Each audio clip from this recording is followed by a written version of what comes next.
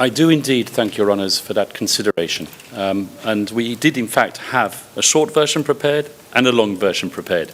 So I'll be reading from the long version, and that was specifically so that we could accommodate the redactions that have been so insisted upon, and we respect that, of course, by the prosecution.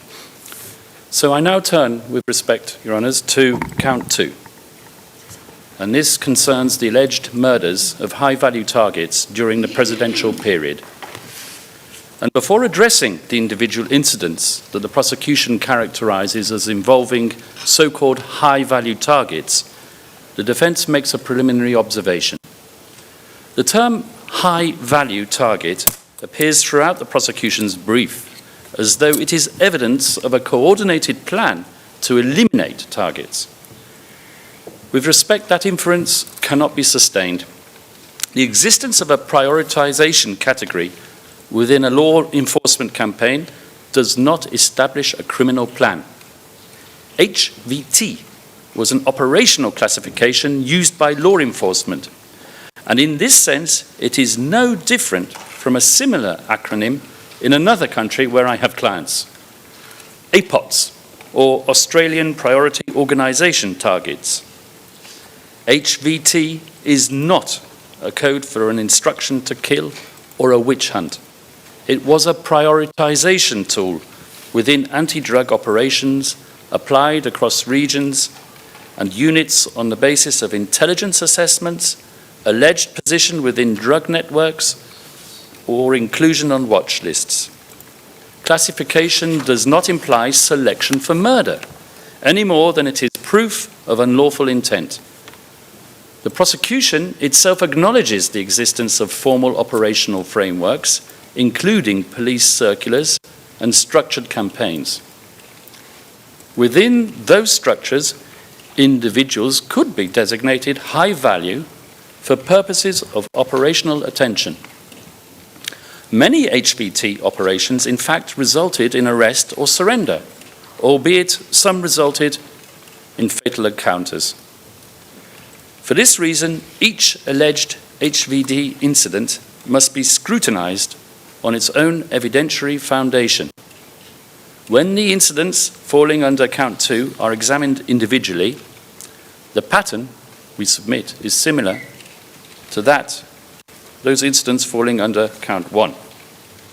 Namely, heavy reliance on insider testimony, wishful and selective reading of police reports, and dubious and tenuous linkage to Rodrigo Duterte.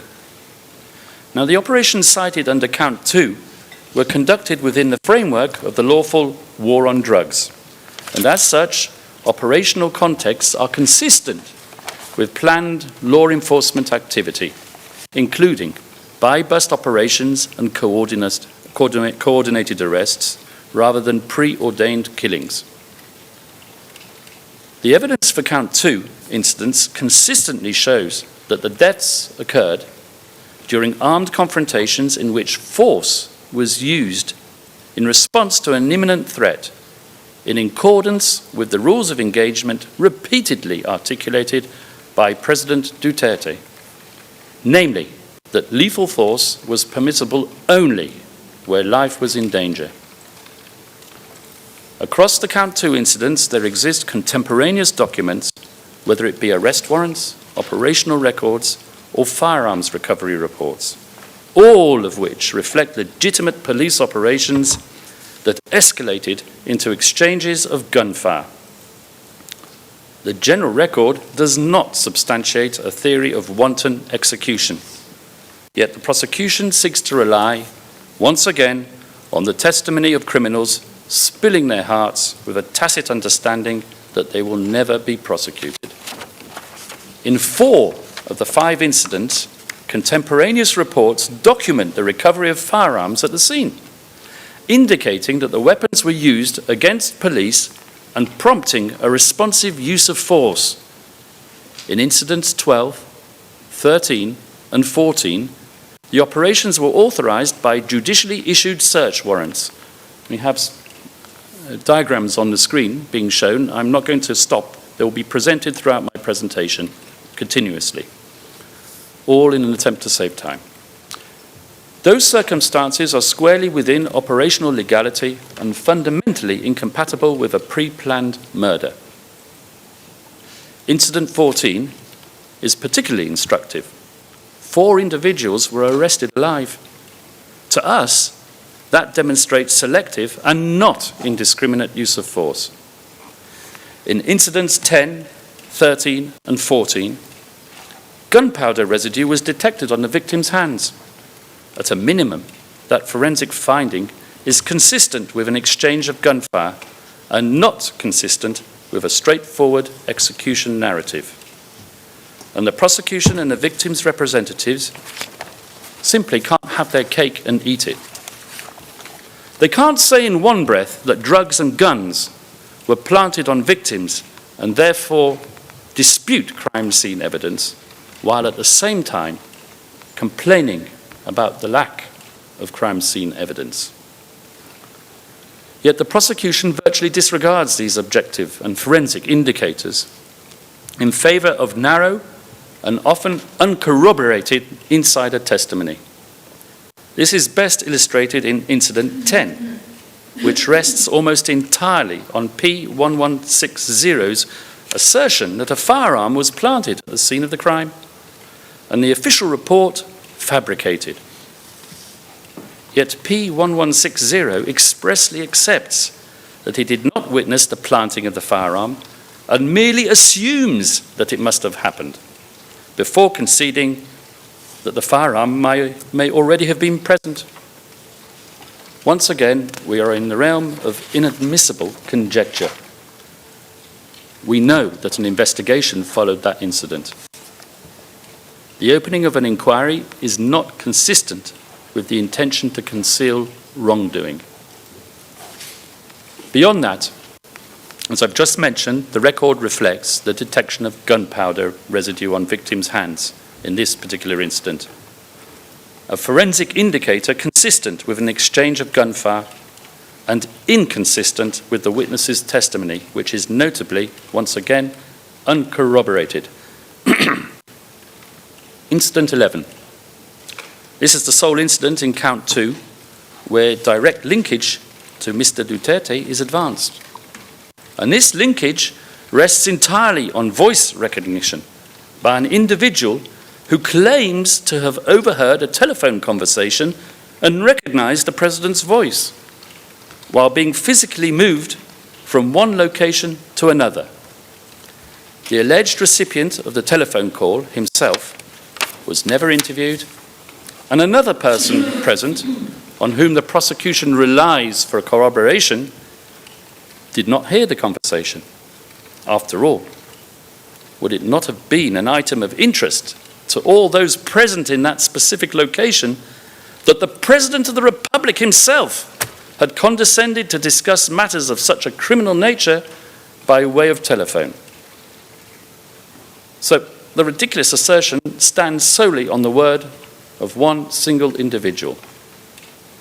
The only other corroborating witness, the one who heard nothing, acknowledged a personal resentment that he harbored for the then President, Rodrigo Duterte, for reasons you will find in PHL OTP 000-16420-R01 at 0022, lines 695 to 708.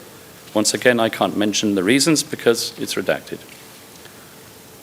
Voice recognition in uncontrolled conditions, while being physically moved, and uncorroborated by any forensic or documentary evidence, cannot constitute substantial grounds for confirmation, particularly where it forms the sole mechanism for attribution.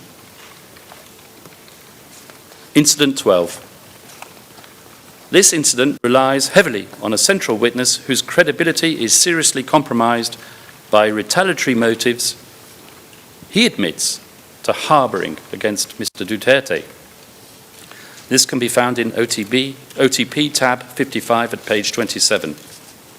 Line and another reason that we cannot mention in open session, but which can be found in PHL OTP 000-15167-R01 at page 0008.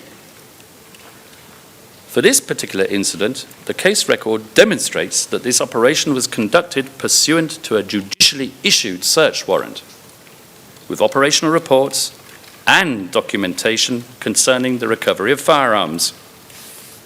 To display such an extensive contemporaneous record, one would expect the prosecution to produce forensic evidence capable of undermining the reliability of these materials, evidence demonstrating fabrication or inconsistency sufficient to reduce their probative value. None, however, has been forwarded, because none presumably exists.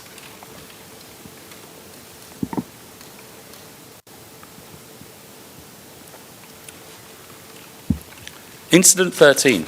This relates to the killing of Mayor Espinosa, whose name I can mention, and Raul Yap, who was shot in a police cell. The prosecution's case is largely premised on a witness who claimed to have heard but admitted not to have seen anything.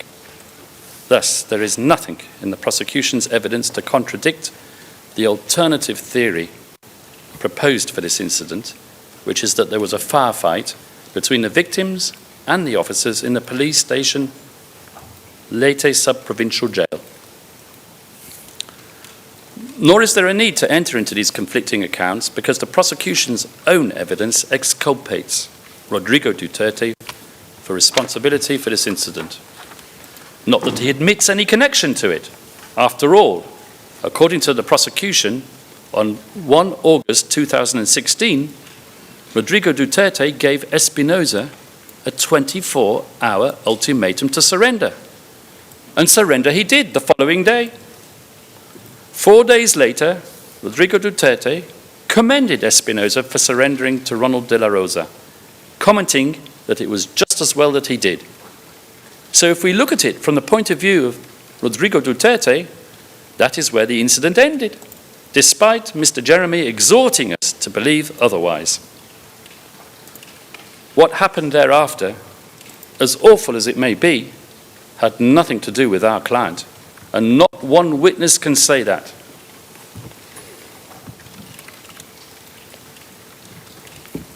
The prosecution's narrative in Incident 14, the raid on the house of another person who I can mention, the mayor of Ozmiz City, rests exclusively on a witness who, for reasons we cannot explain in open session, is wholly unable to provide complete or reliable testimony for reasons that can be found in D36, tab 181, lines 128 to 155, and lines 191 to 212. Contemporaneous documentary police reports reflect that this police operation proceeded pursuant to 6 judicial search warrants, something hardly consistent with a premeditated murder scheme. After all, if the intention was cold-blooded murder, why go to the bother of involving a judge? Official investigative materials also indicate that officers approached the premises, announced the execution of the warrant, and were met with gunfire that struck a patrol vehicle and injured an officer, prompting a return of fire. This directly refutes what Ms. Masita so categorically claimed on Tuesday, namely that none of the arresting officers were ever harmed during the operations. Transcript. T5, page 44, line 24. In every case, the victim was killed, and none of the arresting officers were harmed. The exchange of fire, as reported, is supported by the fact that gunpowder residue was found on 7 individuals, including on the mayor himself, and a paraffin test turned out positive on the person of one of the victims, indicating that he had discharged a firearm, something totally negating the gun plant theory proposed by the prosecution's only witness. It is also worth stressing that 4 individuals were arrested alive following the operation, and that one of them was subsequently sentenced to life imprisonment after the domestic courts rejected claims of evidence planting. That fact alone is not consistent with a theory of indiscriminate execution, but is rather consistent instead with arrest and prosecution within the boundaries of the law and not indiscriminate use of force. So to summarize, across incidents 10 to 14, count 2, we see absolutely no evidence whatsoever of any attribution to Mr. Duterte on the granular level, nor do we see any evidence of a mutually agreed course of conduct on the upper hierarchical level of government, involving Mr. Duterte and his alleged so-called co-perpetrators. The record reflects police operations conducted at unit level, sometimes under judicial warrant. P1166 describes operational discretion resting with the local team leaders and characterizes planned killings as rare and locally motivated. P1066 clarifies that to neutralize, that word which has been heard so often in the last few days, neutralize referred to lawful enforcement, not killing, the prosecution's own witness. The Senate committee report refers to rogue uniformed police. To conclude, the evidence reflects decentralization, not control required under indirect co-perpetration. And for these reasons, confirmation on count 2 cannot stand.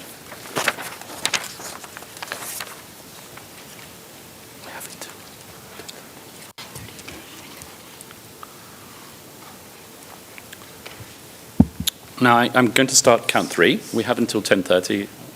I'm conscious of the time allotted to me. So count 3 relates to the barangay clearance operations during the presidential period.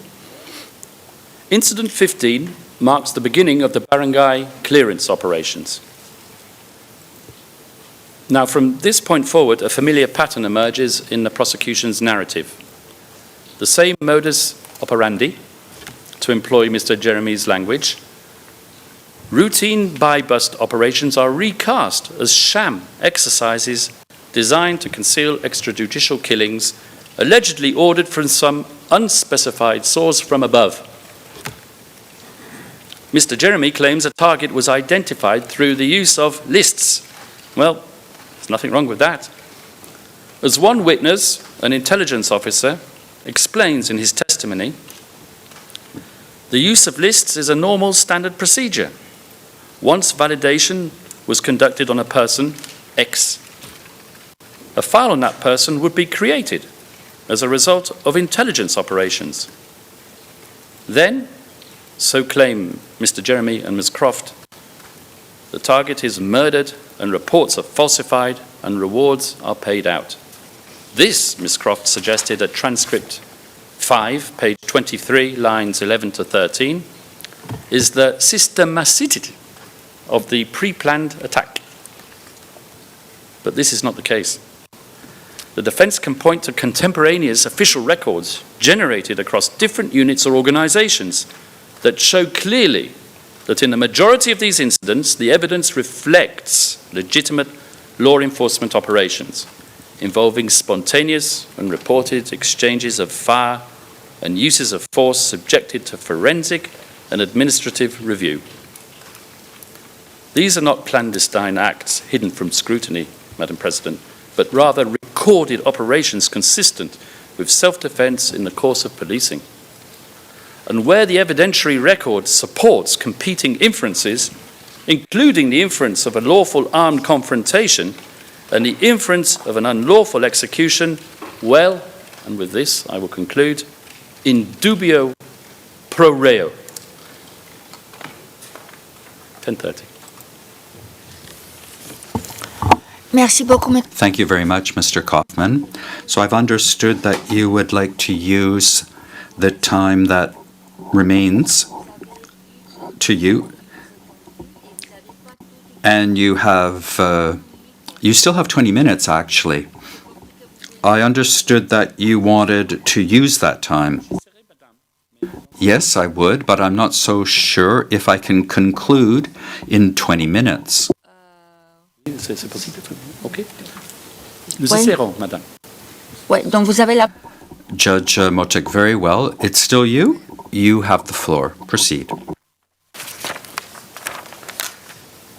Across incidents 15 through 49, the Chamber will repeatedly encounter contemporaneous by-bust or warrant-based documentation, reported exchanges of fire, gunshot residue findings, ballistic testing, immediate hospital transport, internal investigations, and in some cases, prosecution and conviction of officers.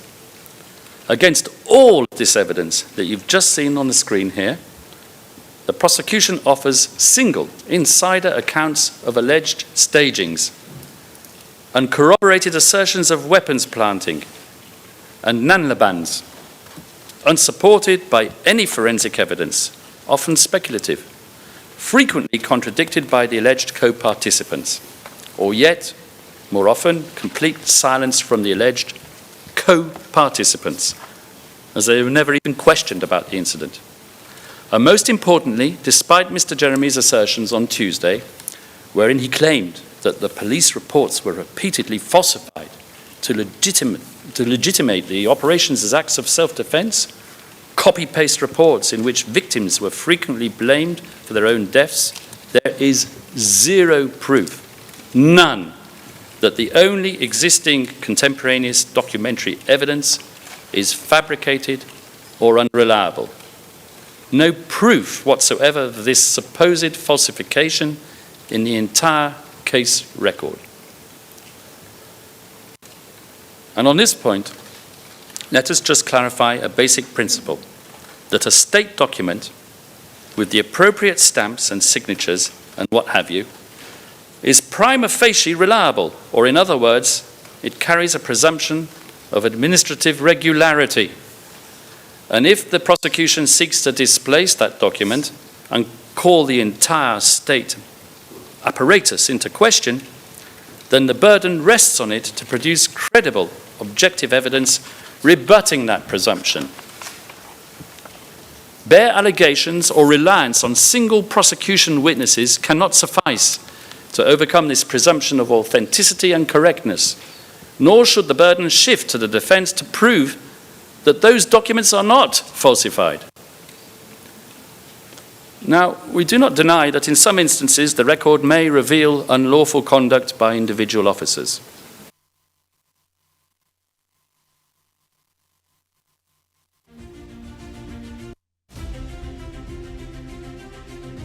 Okay, we lost the feed again. It's not clear what is the cost this time because I don't believe I heard a name that Attorney Nicholas Kaufman mentioned. Because yesterday, when the feed cut out several times, it was because the judge, Judge Motok, had to remind Kaufman that he cannot identify names, identify people in this in his submissions. Today, just a few seconds ago, I didn't hear him mention a name other than much earlier during his part when he mentioned Raul Yap and Kerwin Espinosa by name, which I believe he was allowed to do so. In any case, to recap, this Attorney Kaufman is now at the point of contesting count number 3 of the charges against humanity against former President Rodrigo Duterte. Count 3 pertains to barangay clearance operations during the presidential period. This is the count that has the most number of incidents. So incidents 15 to 49 here falls under count number 3. Before the feed cut out, Attorney Kaufman was saying basically that incidents number 15 to 49 were all warrant-based operations. They were complete with police investigations, ballistic assessments, and in some cases, prosecutions of those involved. He was just underway in the middle of recounting that. Okay, we have the feedback now. Let's listen in again. And then went on to refer to this as one single operation in which 32 victims were killed by the police in Bulacan. But what Mr. Jeremy failed to tell you, Your Honours, is that one of the prosecution's own witnesses explained clearly that he investigated these deaths in an official capacity soon after the killings and found that 33 people were actually killed in different municipalities and provinces in central Luzon, but that their bodies were delivered to Bulacan. This was not, as Mr. Jeremy suggested, a single incident of mass murder, but rather an improper aggregate of a series of law enforcement operations over the course of 24 hours, executed in large geographical area, and for which we have no evidence in the case record. There's no evidence on the perpetrators, victims, motives, manner of attacks, methodology, in essence, nothing to link them to an alleged fantasy common plan. Everything is just stitched together enough to give it a veneer of organization. I now turn to incidents reflecting documented armed confrontations. And as mentioned when I first turned to this count, the documentary record, which has not been displaced by any evidence proffered by the prosecution, reflects attempted arrests, resistance, and responsive use of force. And you've just seen some of the documents up there on the screen. Let's turn briefly to Incident 17, for which the prosecution has relied on a witness who stated that the planting of evidence was an open secret in the locality and province more generally. However, another witness, working in the same locality, P1208, states otherwise, that he was never involved in illegal operations resulting in deaths, was not aware of extrajudicial killings disguised as lawful operations, and confirms that there were no standing orders to kill. The operational objective, he explains, was arrest. Lethal force only when the circumstances required it. And you can find this information in Defense tab 96. And we see this pattern again and again and again. In Incident 40, for example, P1131, who worked with the individual alleged to have shot the suspect, stated clearly that the killings occurred only in circumstances of lawful use of self-defense. That can be found at Defense tab 74, and you can see it on the screen as well. This type of testimonial evidence is also corroborated by documentary and forensic evidence. Incident 15, the prosecution again resorts to its usual pro forma narrative of staged killings or nanlabans. But what it has not done, of course, is prove this.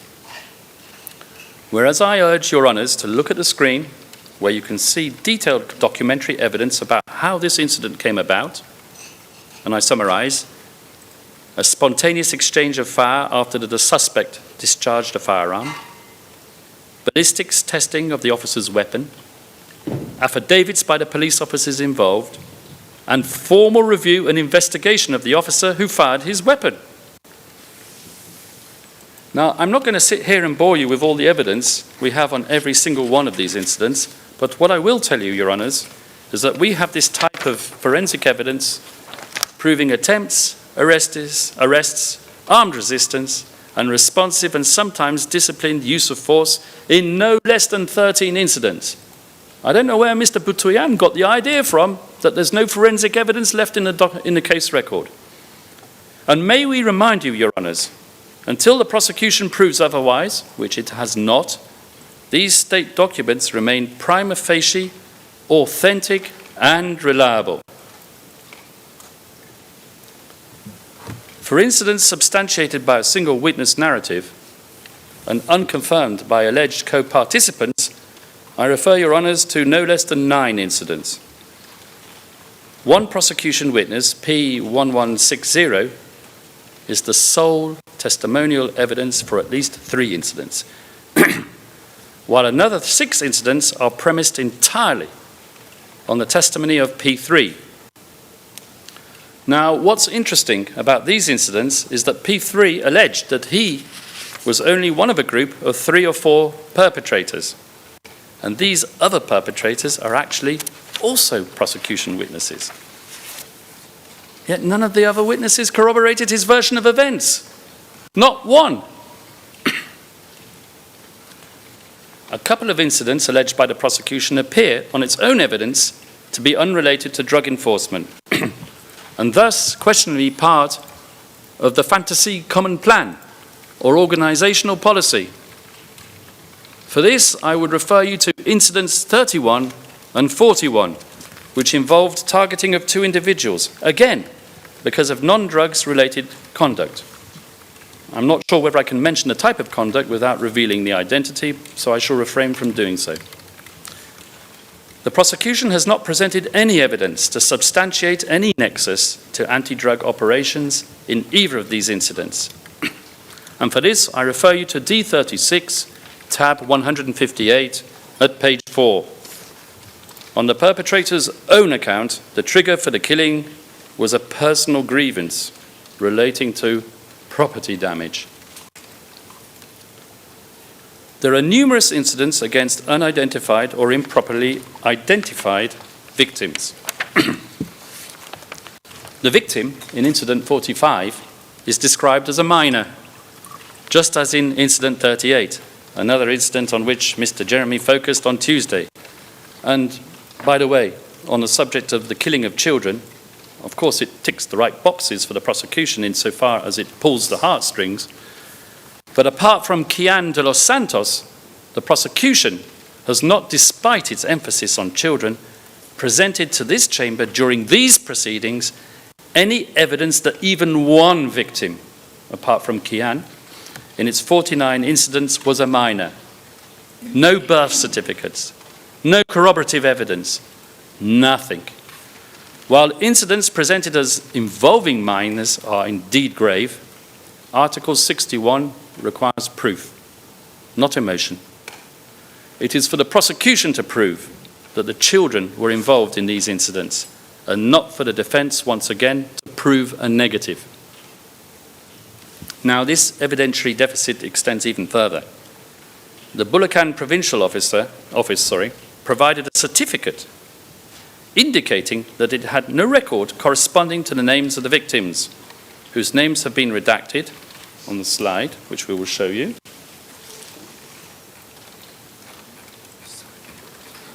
Okay, well, we'll pass on. But their names have been redacted. And these are alleged police killings, yet no operational report. Indeed, no contemporaneous documentation whatsoever has been produced. So on what does the prosecution base its claim that these individuals were murdered by the police other than P3? The prosecution relies almost exclusively on the account of P3 echoed by P8. And this is rather ironic. Does the prosecutor claim that P3 is corroborated by P8 when the source of P8's information is in fact P3 himself? Bootstrapping logic, once again. The alleged direct perpetrator, P1201, stated during his interview that he had never participated in an operation involving a child. The other officer allegedly present during both incidents, P1131, was never questioned about these events by the prosecution. And that omission, we submit, is not neutral.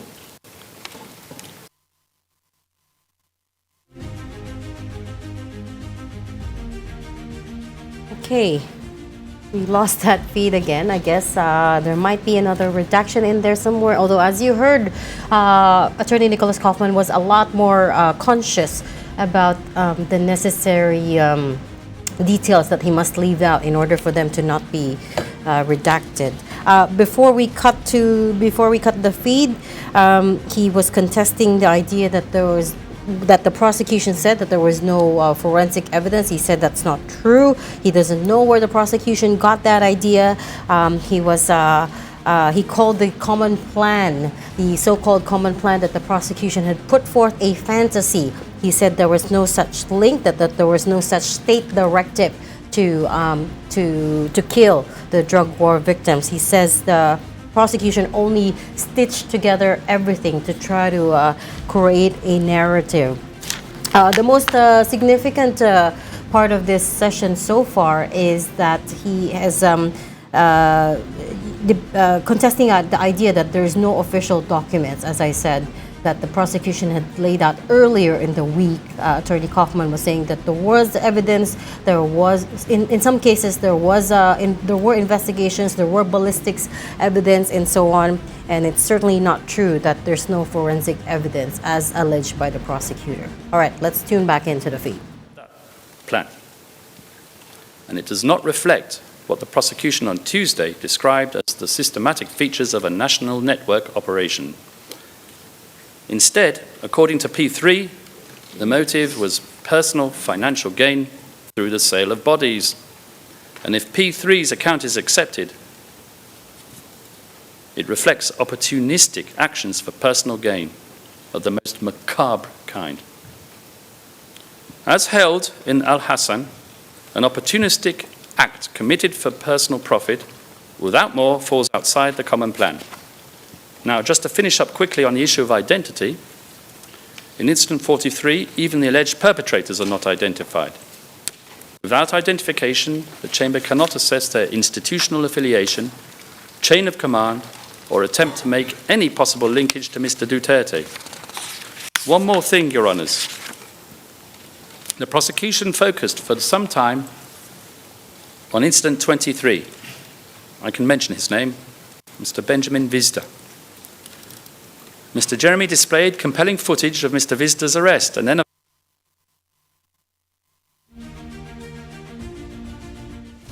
I guess that name is going to get redacted again. As we said, every time the feed cuts, it's because Attorney Kaufman is being asked to redact something, and just before it cut out, he had named Benjamin Vista, which is one of the alleged victims that were named by the prosecution amongst the 49 incidents that are before them that the pretrial chamber court is dealing with right now.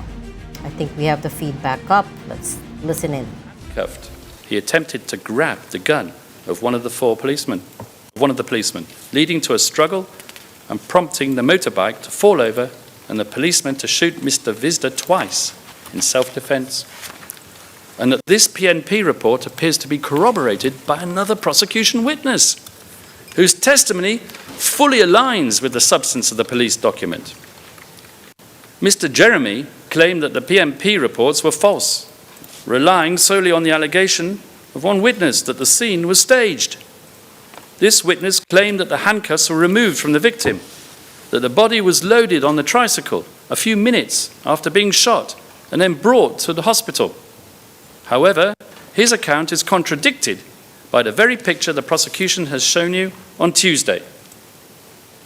Indeed, it appears that the prosecution is submitting documentary evidence which undermines its own witness's testimony. As you can see here, handcuffs are on. The body is on the ground rather than on a tricycle. Photojournalists are also present. This contradiction was even noted by the prosecution's investigators at the time of the interview and was put to the witness. And when confronted by the investigators, what did that witness say? I don't know if I can. We lost the feed again. Not sure if it was a name this time or it was the presentation, the picture that was shown. Attorney Kaufman was saying that the prosecution's own documents undermine their own arguments. That's the argument that he was trying to make. Saying that the victim that was shown in the photos that he presented were in fact, there were journalists around, there was and that the victim, the perpetrators were handcuffed. Okay, we've got the live feedback on. Let's tune in.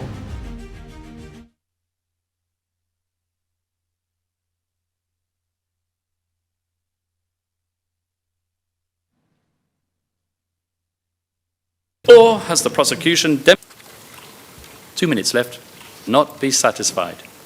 And finally, with regard to count 3, the prosecution's witnesses themselves concede that there was no formal approval process.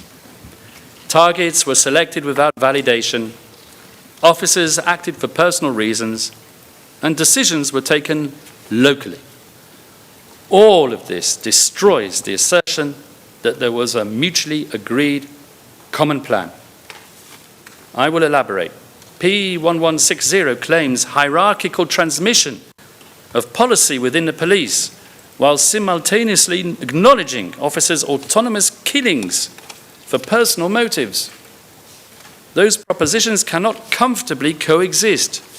P3 explains that certain officers acted outside any common plan and for opportunistic reasons. See Incident 38.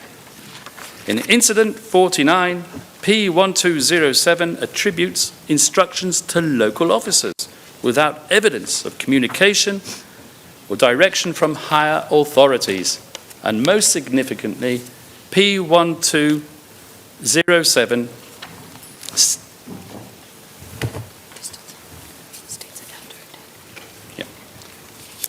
P1207 states after a certain death, once again abiding by the redactions, Tokhang operations and killings ceased. This indicates, Madam President, Your Honours, that dependence on specific individuals, not an enduring organisational policy.